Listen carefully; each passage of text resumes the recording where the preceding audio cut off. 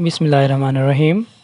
अस्सलाम वालेकुम बच्चों, हमने इंफॉर्मेशन एंड कम्युनिकेशन टेक्नोलॉजी वाला चैप्टर एंड कर लिया था। उसकी एक्सरसाइज हमने कंप्लीट कर ली थी। आज हम लोग अपना नया चैप्टर स्टार्ट करने जा रहे हैं जो कि है एटॉमिक एंड न्यूक्लियर फिज़िक्स। बहुत ही इंपॉर्टेंट चैप्टर है हमारे इस बुक का। ठीक है, फ़िज़िक्स वाली का लास्ट चैप्टर है। ठीक है, लेकिन एक बात का आपने ख्याल रखना है कि यहाँ पर आपने अपने आप को इस तरह से रेडी करके इस लेक्चर्स को सुनना है कि कंसेप्ट्स आपके बिल्कुल क्लियर हैं, क्योंकि चैप्टर जो है ना कंसेप्चुअल बेसिस पर है। ठीक है, इसमें बहुत बारीक बीनी से हमें चीज़ों को समझना होगा।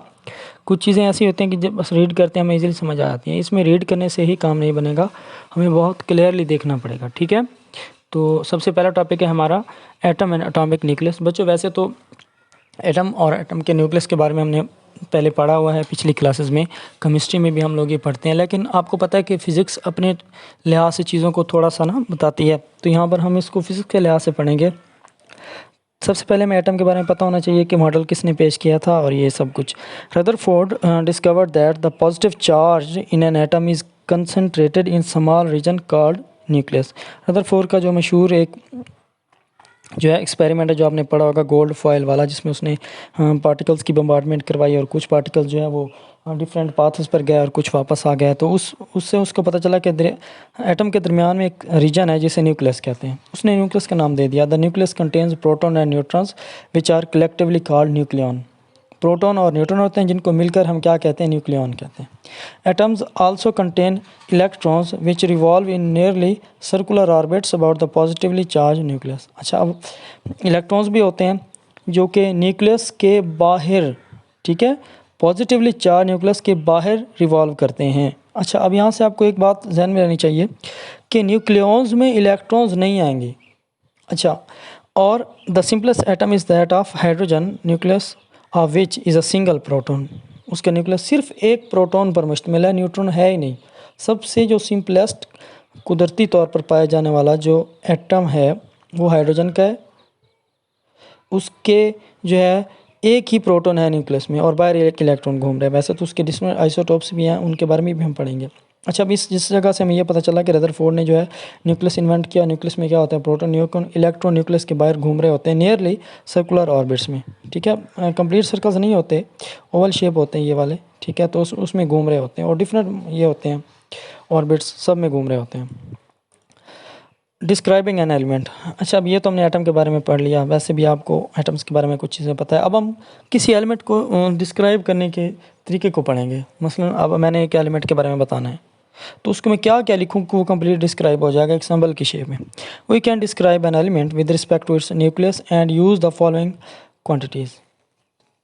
ये कुछ ऐसी टर्म्स है जिनको यूज़ करते हैं हम किसी भी एलिमेंट को जो है वो एक्सप्लेन कर सकते हैं, ताकि हम उसके न्यूक्लियस के बारे में भी बता जाएं और उसके अंदर मौजूद पार्टिकल्स को भी, सब कुछ को बता दें एक ही सिंबल के ज़रिए। अच्छा, अब इसके कई तरीके हैं।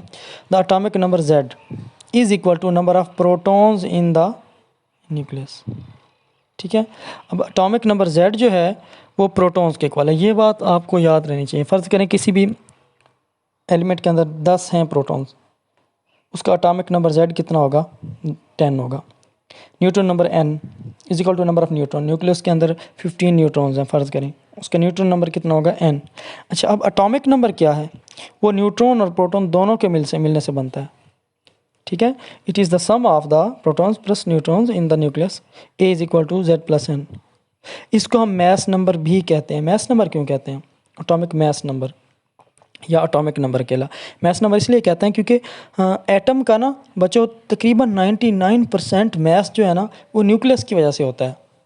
ऊपर वाला 1% जो है वो होता है उसके इलेक्ट्रॉन्स की वजह से या जो भी उसमें एनर्जी वगैरह की वजह से, लेकिन 99% किस वजह से होता है, प्रोटॉन न्यूट्रॉन। इसलिए क्योंकि न्यूक्लियस की वजह से ही होता है तो उसको मैस नंबर भी कह देते हैं, क्योंकि मैस भी इन्हीं इसी नंबर पर डिपेंड कर रहा होता है। Mass of neutron is nearly equal to that of proton. Neutron का और प्रोटॉन का तकरीबन इक्वल है, नियरली इक्वल है। 100% नहीं कह सकते, आप इक्वल कह सकते हैं लेकिन 100% नहीं है, जिसे नियरली इक्वल कहते हैं। But proton is about 1836 time heavier than an electron. Electron से 1836 टाइम ज़्यादा हैवी है। ठीक है, so the mass of an atom is nearly equal to sum of masses of proton and neutron.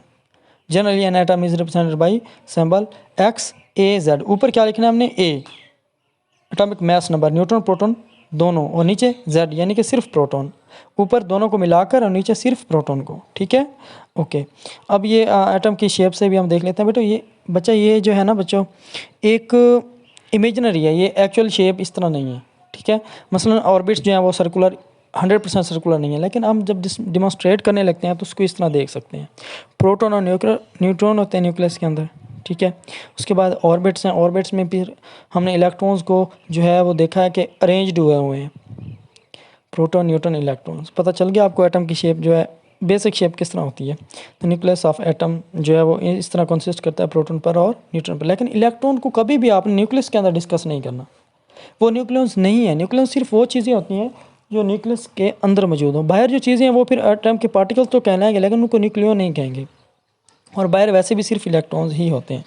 Okay, अच्छा, अब ये तो हमने एटम के बारे में पढ़ लिया, उसकी बेसिक बातें। अब पढ़ते हैं कि आइसोटॉप्स क्या होते हैं। अच्छा बच्चों, ये इंपॉर्टेंट MCQs और शॉर्ट क्वेश्चन चल रहे हैं अभी तक। लॉन्ग क्वेश्चन अभी इस चैप्टर के अभी हमने जो है आज वाले टॉपिक्स में नहीं होंगे, ठीक है। Isotopes are atoms of an element which have same number of protons but different number of neutrons. अब आपको एक बात को समझना है, सेम नंबर ऑफ प्रोटॉन, दोनों में एलिमेंट एक ही होगा। हम ये नहीं कहेंगे कि ये एलिमेंट ही और है, नहीं, एलिमेंट वही रहेगा। अच्छा, उसके एटम्स फ़र्ज़ करें 2 एटम्स हैं, दोनों में 2 प्रोटॉन्स हैं, मैं मिसाल दे रहा हूँ, ठीक है, एक प्रोटॉन है, लेकिन न्यूट्रॉन डिफरेंट है। अब हम तो उसको प्रोटॉन की वजह से आइडेंटिफाई कर रहे हैं, ऐसे है ना कि उसका Z प्रोटॉन नंबर चेंज नहीं हुआ, लेकिन तो जितने मतलब अगर उनमें डिफरेंट न्यूट्रॉन्स का आ रहा है तो वो आइसोटॉप्स कहलाएंगे। अगर प्रोटॉन्स का डिफरेंट आ गया तो वो तो एलिमेंट डिफरेंट हो जाएगा। अब हम इनकी एग्जांपल देखते हैं। डेफिनेशन हमने देख लिया, ये ऊपर वाली डेफिनेशन है, ये इसके एग्जांपल है आइसोटॉप्स की, ठीक है। There are isotopes of hydrogen, कितने हैं? 3 हैं। कौन कौन से, अभी उनके नाम पढ़ेंगे। प्रोटियम, ठीक है, ये पहला, contains 1 proton in the nucleus and 1 electron बाहर। बस सिंपल, सबसे सिंपल जो है एटम नेचर में पाया जाने वाला, जो सबसे सिंपलेस्ट एटम किसी भी एलिमेंट, सब एलिमेंट्स में सबसे पहले तो एलिमेंट हो गया ना हाइड्रोजन, सबसे सिंपल, उसमें फिर सबसे सिंपल एटम जो है वो हाइड्रोजन का जो आइसोटोप है प्रोटियम है। दैट रिवॉल्व्स अराउंड द सन और अराउंड द न्यूक्लियस, न्यूक्लियस के अराउंड इलेक्ट्रॉन रिवॉल्व करते हैं। Contains 1 proton 1 neutron and 1 electron. अच्छा, उसके बाद हो गया प्रोटियम के बाद ड्यूट्रियम, ये दूसरे वाला, ठीक है। प्रोटियम के बाद दूसरे वाला, उसके अंदर 1 न्यूट्रॉन है और 1 प्रोटॉन है और 1 इलेक्ट्रॉन। उसके बाद है ट्रिटियम, ठीक है। अब ट्रिटियम जो है हमारे पास, tritium 1 proton 2 neutrons and 1 electron. 1 electron है, एक हमारे पास उसमें के अंदर क्या है, प्रोटॉन है, 2 न्यूट्रॉन है। ये किसकी बात हो रही है? ट्रिटियम की। जबकि अगर हम बात करें ड्यूट्रियम की, तो ड्यूट्रियम में हमारे पास क्या है, एक बच्चों हमारे पास उसमें होता है प्रोटॉन और 1 न्यूट्रॉन और 1 ही इलेक्ट्रॉन होता है। 3 है हमारे पास आइसोटोप। इन सब की शेप भी है, आपकी बुक्स में भी ये चीज़ें क्लियरली वहाँ पर लिखी हुई हैं। अच्छा, अब हम पढ़ते हैं कि नेचुरल रेडियो एक्टिविटी क्या होती है, कुदरती तौर पर होने वाली। ये बच्चों नेचुरल का मतलब है कि कुदरती होने वाली, वैसे हम आर्टिफिशियल रेडियो एक्टिविटी भी कराते हैं, उनके बारे में भी पढ़ेंगे, लेकिन अभी हम कुदरती तौर पर जो अल्लाह ताला ने एक अपनी जो है कुदरत के ज़रिए जो अर्थ के अंदर मौजूद एलिमेंट्स हैं उनमें रखी है, उनकी बात हो रही है, ठीक है।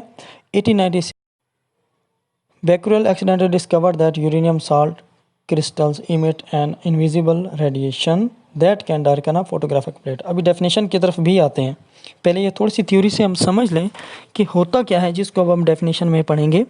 बेक्यूरेल नामी साइंटिस्ट ने, जिसके बारे में मशहूर है कि उसने रेडिएशन पर बहुत ज़्यादा काम किया है, इसका जो रेडिएशन का यूनिट है वो भी इसी के नाम से ही दिया गया है। Can emit an invisible radiation. उसने ये देखा कि रेडिएशन तो निकलती हैं, बेशक हम आम आँख से उसको नहीं देख सकते, लेकिन निकलती लाजमी है। और वो उनकी क्या प्रॉपर्टी होती है कि that can darken a photographic plate, photographic plate को वो डार्क कर सकती हैं। He also observed that the radiations had the ability to ionize gas. फिर उसने उन्हीं पर एक्सपेरिमेंट किया तो उसने देखा कि ये जो रेडिएशंस जो निकली हैं इनविजिबल, वो गैस को आयनाइज भी कर सकती हैं. The most significant investigations of this type were conducted by Marie Curie and her husband Pierre Curie. ये दोनों साइंटिस्ट जो है एक उन्होंने भी इस रेडिएशन पर बहुत ज़्यादा काम किया. नोबेल प्राइज़ होल्डर हैं दोनों. ठीक है. They discover 2 new elements which emitted radiations. These were names polonium and radium. This process of emission of radiation by some elements were called natural radioactivity by Marie Curie. तो doctor Marie Curie ने इसको नाम दे दिया natural radio activity. कुदरती तौर पर हो रही थी ना.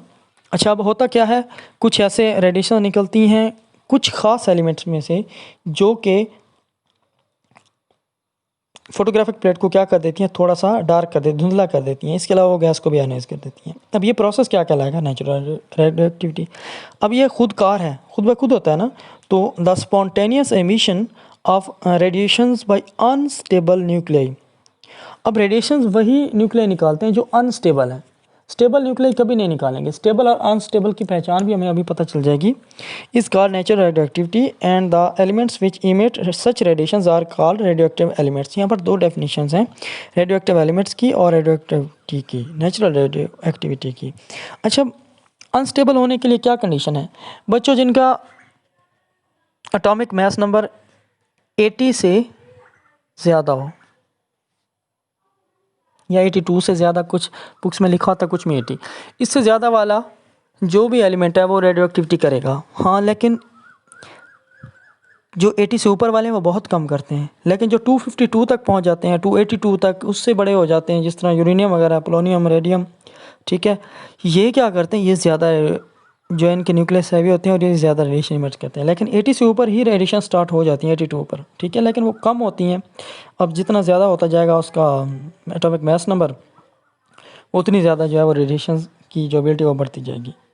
टाइप्स ऑफ रेडिएशंस ये देखते हैं कि कौन कौन सी रेडिएशन जो है वो निकलती हैं. Subsequent experiments performed by Henry Becquerel suggested that radioactive was the result of decay और डिसइंटीग्रेशन ऑफ अनस्टेबल न्यूक्लियाई. फिर बैकरेल ने देखा कि जो रेडिएशंस निकलती हैं ना, ये अनस्टेबल न्यूक्लियाई का नतीजा है. अगर न्यूक्लियस स्टेबल होता तो कभी भी रेडिएशंस ना निकलती. ठीक है. कौन कौन सी टाइप्स उसने देखी? 3 types. There are 3 types usually emitted by a radioactive element. 3 types of radiations कौन कौन सी हैं? Alpha, beta and gamma. Alpha, beta, gamma. बच्चों, इनके बारे में अगले लेक्चर में हम इंशाल्लाह डिटेल से भी पढ़ेंगे. अभी हमें ये पता होना चाहिए कि कौन कौन सी रेडिएशंस निकलती हैं, अल्फ़ा, बीटा एंड गैमा. किस तरह उसको पता चला? These 3 forms of radiations were studied by using the scheme shown. ये एक स्कीम है, एक एक्सपेरिमेंट है. मैं आपको अभी एक्सप्लेन करता हूँ. The radioactive source is placed inside the magnetic field. Magnetic field, magnet की फील्ड के पास रेडियोएक्टिव सोर्स को रख दिया. अच्छा, अब the radiation emitted from the source splits into 3 components.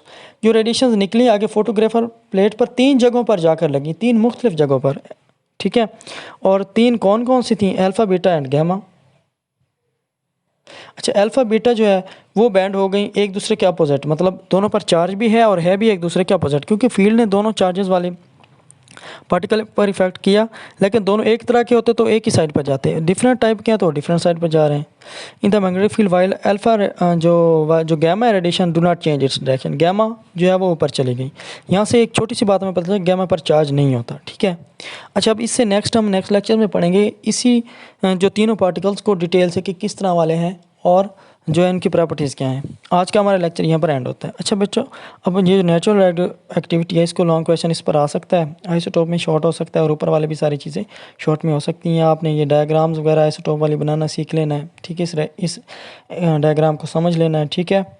और एटम की स्ट्रक्चर बेसिक सब कुछ आइडिया जो है आपने ले लेने हैं और बुक से भी इनको पढ़ें, इनकी सारी इन्फॉर्मेशन पढ़ें. ठीक है, ताकि आपको जो है कंप्लीट डाटा मिल जाए. ठीक है बच्चों, आज का लेक्चर जो है हमारा यहीं पर कंप्लीट हुआ है. लेक्चर को तैयार करें और जो भी आपको होमवर्क असाइन किया जाए वो कंप्लीट करें. ओके बच्चों, अल्लाह हाफिज़.